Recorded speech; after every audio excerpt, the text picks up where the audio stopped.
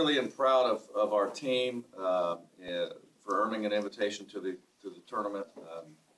This group has made a commitment a long time ago to a way of functioning and a way of working. And when you do things right in life, it's important to be rewarded. And today they were rewarded with a trip to the tournament, and I'm extremely proud of them. And we've had a lot of help along the way. Unbelievable fan support this year. Certainly our share of adversity, and they dealt with that, I thought, in a pretty determined fashion. Doesn't mean that some days it didn't get the best of us, but we overcame most of it, and I'm really excited for our team, for our university, and for the Bulldog Nation.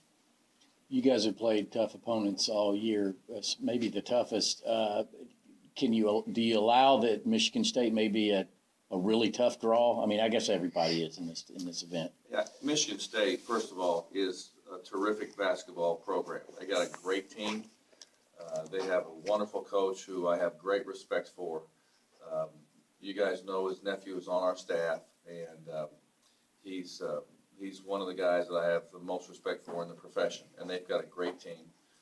They've had a really good year, and so we have a very tough task ahead of us with a great opponent. But every team in the tournament is good, and there aren't bad teams anymore. And so every night will be a battle, and we'll have to certainly get a lot of work done this week to be ready. Mark, I know you thought you had a team coming back that could make a run at the tournament, but you had to look at one of your starters this summer, and you had all the injuries to get there now. How was the journey, I guess? The journey was a challenge. I spoke to the young man I let go today, and let him know that I forgive him, and wished him well, and hope that he's doing well, because that made this, harder from the start. The injuries, as I look back on it,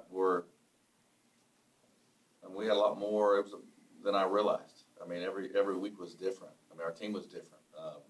Our rotations were different. How we had to play was different. Our trainers did a terrific job just, putting the Band-Aids on and getting them back.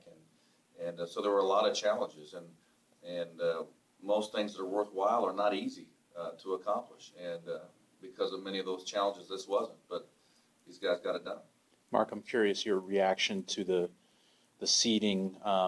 When I asked Scott Barnes about you guys, mentioned the strength of schedule, which you designed in the offseason, but he also mentioned the eye tests and injuries and team on the rise. I think he meant by the way you all were playing at the end of the year. What was your reaction to where you all ended up being?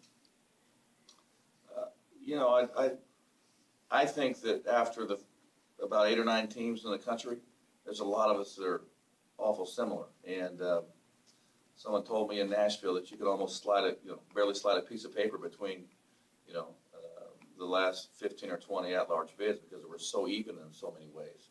I wasn't overly caught up in the seeding, to be honest with you. I just wanted to make sure that these guys got in, and I didn't think that we would be in the last 4. Didn't want to be in that.